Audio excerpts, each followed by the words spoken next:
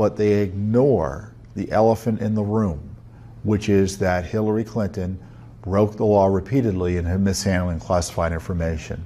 And along those lines, Judicial Watch has a lawsuit that it's been pursuing, and one of many, over the Clinton emails that has resulted in the FBI turning over to the State Department the emails that it recovered that Hillary Clinton either tried to delete or hide from the American people, congressional investigators, and Judicial Watch and the courts.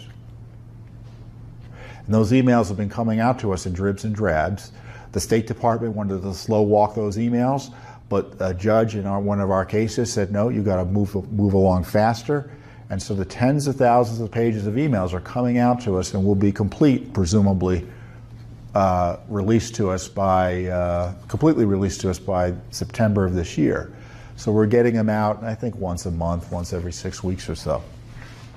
And so the latest batch has 10 classified emails that Hillary Clinton hid from you, the American people. And they concern Middle Eastern peace.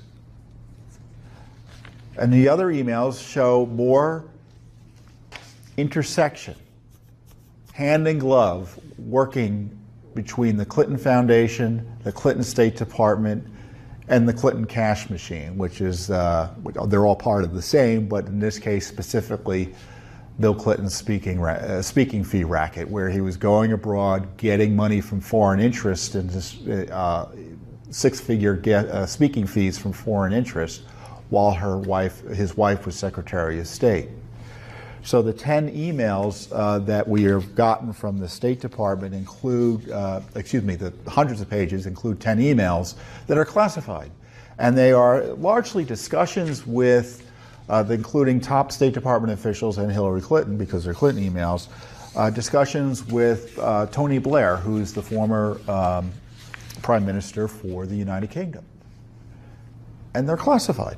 They're talking about Middle Eastern peace. Some of it isn't classified, but the substantive material, it looks like, is classified. And one document, and it's just sitting out there, is completely redacted because it's classified. I printed it out on green paper so you can see the fact that it's blank more clearly. So this whole square is just one big redaction. And about half of this page, you can't see that directly, is redacted as well.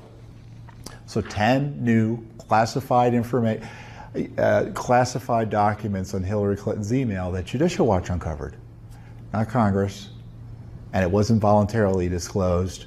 We had to sue the State Department to get access to the information, and they wanted to stonewall the release. I'm not a prosecutor, I'm not a lawyer. Would each email be another count in an indictment over the mishandling classified information? I don't know.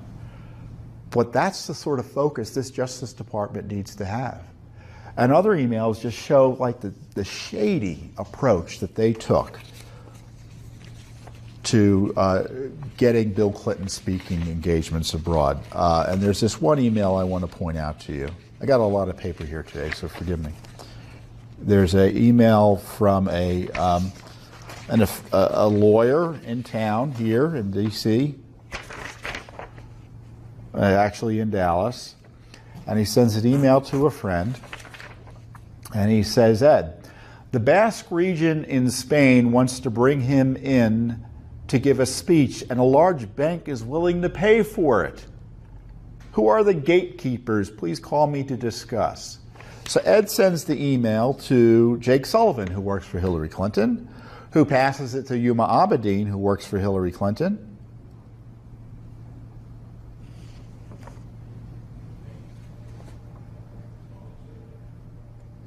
And, they give the information out. So this lawyer, on behalf of the Basque region in Spain, I don't even know what that means. Is it the Basque government?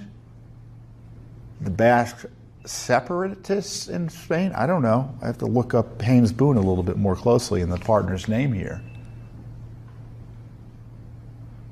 And the State Department is the vehicle for getting this done. I don't think the speech ever took place, but this was the approach they took. And there are other documents showing the illicit connections between the foundation and the State Department. Remember, Hillary Clinton, when she came into office, and as a condition of her employment as Secretary of State, promised that she wouldn't be involved in State Department business. But her entire State Department was set up in a way to make sure the Clinton Foundation donors were taken care of. The top officials were constantly getting email traffic from the Clinton Foundation to take care of donors and Clinton Foundation interests. Let's bring in Republican Congressman Andy Biggs of Arizona. He sits on the House Judiciary Committee. He is a member of the Conservative Freedom Caucus. Sir, let's start with the questions at hand. What do you make of them? Where do you think they came from? You know, do you think, do you question the veracity of any of them? What do you think? Well, I mean, it's not surprised that they've been leaked, obviously. I mean, things have been leaking from Robert Mueller. His ship is a sinking ship because it's full of leaks. So that doesn't surprise me, and it doesn't. I think they're probably the real questions that Mr. Mueller wants to get at. And what's problematic for me is this shows that he has gone clearly outside the channels of what he was supposed to be looking at. He is no longer looking at Russian interference in the election and whether there was some kind of a conspiracy between the Trump campaign and the Russians. He's looking for anything. He's investigating President Trump. He's not investigating a crime. And so that's why you've got all the mens rea or the culpable middle state questions that are in there that are left wide open, because what he's trying to do is find out if President Trump is going to come in and say, well, I knew this, or I thought this, or I intended this. That's important if you're going to try to set up a crime. And, but because you have to have that state. These are coming out of Mueller's team. I mean, what would their motivation be for tipping their hand and leaking the questions? Well, I think on one hand, he's got to convince the people that support him that he's doing something and that he's on to something. And this makes it look like he's at least going to be going after obstruction of justice. And so he's trying to assuage, I think, even the folks within his own supporters who might be saying, look, you know, we've been going on a long time. We better get something done. Although, and that's what happens, yeah. Yeah, I mean, although to that point, I'm sorry, I don't mean to interrupt you, but No. Adam Schiff is somebody who doesn't feel that way, who didn't feel bolstered by these questions. Listen to what he had to say. I want this special counsel to be looking at the issue of money laundering. Those questions are not included. Does that mean that the special counsel is observing the red line the president has tried to draw? In my view, the president is not permitted to draw a red line. So, Congressman, not everybody who's behind the counsel was happy with these questions. Right, and I agree with that. But I think even what Adam is asking for, he's asking for questions about money laundering. That's outside the channels that Mr. Mueller was supposed to be looking at. And that's getting to the whole thing. They want the people who want to bring President Trump down. They're willing to go wide and broad to investigate anything, and that's why they're investigating him. They're not investigating the crimes that they were asked to investigate. So you're a member of the House Freedom Caucus. The caucus drafted articles of impeachment against Rod Rosenstein, the Deputy Attorney General. What was the point of that, and do you think it'll get any traction? Well, I think that's what I would call the last option. I mean, what we've looked at is, and the things that we've been, well, you and I have been discussing. Mr. Mueller is way outside the bounds. Mr. Rosenstein is supposed to be overseeing him. Mr. Sessions is so far removed from running the DOJ that it really is bothersome. And I think we look at it and we say, well, this is maybe it's aspirational, maybe it's a point of discussion internally, and I don't think it's ready to move certainly anytime soon. Are you afraid of the backlash that might come from this? Well, you know, we get backlash over virtually everything the Freedom Caucus does. So, yeah, there'll be backlash here for sure. But, I mean, the bottom line is people are tired of watching the Department of Justice and the things that we've discovered with the DOJ and the FBI at the highest levels where there appears to be corruption for political purposes to gain and control the presidential election. I think people expect us to do something in Congress, and that includes the investigation. I think it asks for maybe sometimes you have to come in and say maybe we should impeach somebody. You know, I mean, no matter who you blame for it, a lot of Americans have lost faith in, you know, in the Department of Justice in terms of not being political and worrying about that our criminal justice system has been politicized and used for political gain. How do you think you restore the faith of the American people now? Well, I think one thing that would go a long way is to remove the people that have been miscreants there. I mean, people like Rod Rosenstein, who's been at the hub of the spokes of everything, going all the way back to the Uranium One and the email of Hillary Clinton. I mean, these people say there's two sets of justice. If you're elite and Washington connected, you're going to get a different treatment than you are if you're out in the field. You look at, I mean, what happened to Cheryl Mills, who she's the attorney for Hillary Clinton? She's treated with kid gloves and gets to basically control the process. But if you're Mr. Cohen, representing former private attorney to Mr. Trump, you're out of luck. All right. Then this is going to keep happening. But we'll talk to DeSantis about this. And, well, a simple question, all of you. Is this something that Ron DeSantis should apologize for? Because this is now the new thing. This is the new thing of the day, that he should apologize. What was that diminutive guy's name, the little guy? I think he's a smart guy. He's done well in business. What's his name? Who was the White House press secretary for 5 seconds? Oh, Scaramucci, right. Scaramucci was on with that Allison Camerata, and Allison Camerata was pushing this. Well, you know, what do you think about this, Anthony? Let's listen. Why do you think he hasn't apologized? Because that's what these guys do. They don't apologize. They don't like apologizing because they think it's a sign of weakness. And so the average American is scratching their head at that. I mean, we learned in like some time in the second grade, if you didn't do the right thing, you offer up an apology. I cannot imagine Ron DeSantis being super happy with himself that he used that statement. Okay, so he went on, by the way, after that, to say he should come out and apologize. Do you think Ron DeSantis has anything to apologize for? What Scaramucci said is, well, if anybody perceives this as racially motivated, even if it's not, you should apologize. You see, they always want Republicans on the defensive. That's why Republicans can lose these hot contests if they get back on their heels. If he said something that was racist, of course he should apologize. But he's not a racist, and he didn't say something that was intended to be racist. And trying to get Ron DeSantis back on his heels is so transparent, and it's frankly beyond tedious at this point. And Donald Trump doesn't apologize most of the time, and people say that's a sign of weakness. Well, given the media and their move, I think they're moving in lockstep with the DNC on almost every issue. I think Trump's probably right not to apologize for most things. Because otherwise, all you do, you spend 24/7 apologizing, dancing to the tune of the left, who say the most horrific, horrible, hateful things about conservatives with impunity. I've never been described as monkeying up anything, but that's obviously a racial dog whistle. But we're at a crossroads. We've been at crossroads before: the Civil War, Reconstruction, the Civil Rights Movement. And in each moment in which we were at a crossroads, something changed, but we've always doubled down on our prejudices. So here we are once again.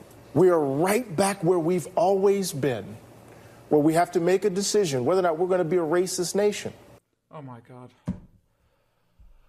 You are listening to The Laura Ingraham Show, 855-40-LAURA. Ron DeSantis, who I've known for years, does not have a racist bone in his body. He is a stellar individual.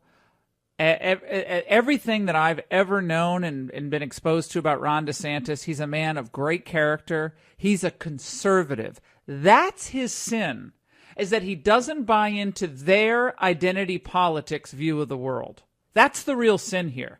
No. Actually, the real sin, even beyond that, is that he supports Trump. So if you support Trump and you're in the media, then they're going to do to you what they try to do to me.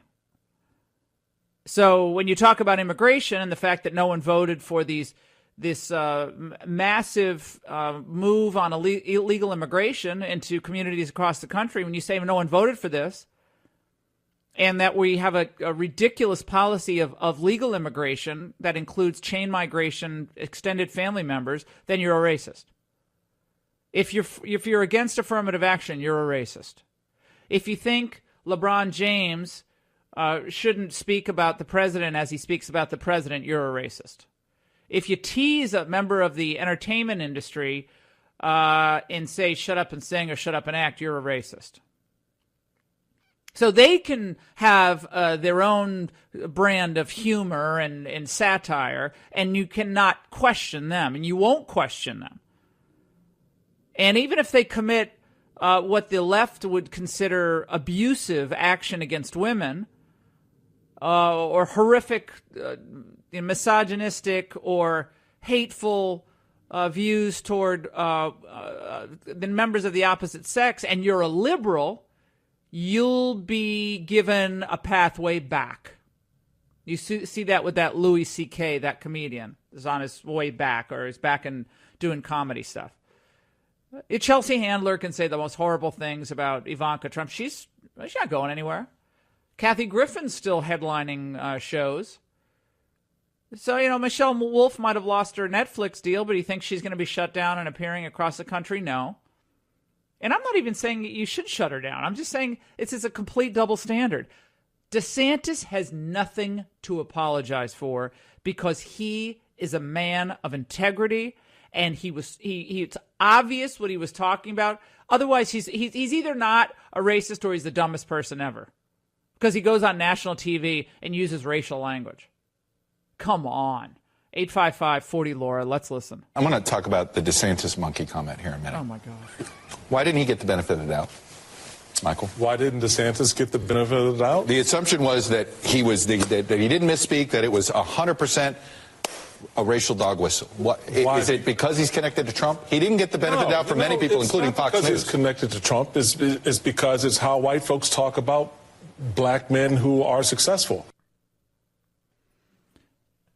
Michael Steele. Man, he's someone who I've known for years, former head of the RNC. I cannot believe he just said that. It's how white people talk about successful black. Can you play that again? Just the answer, James?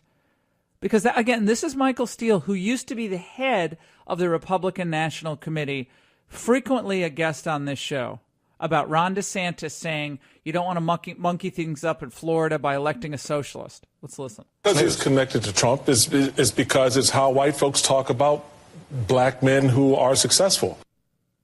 Oh, my God.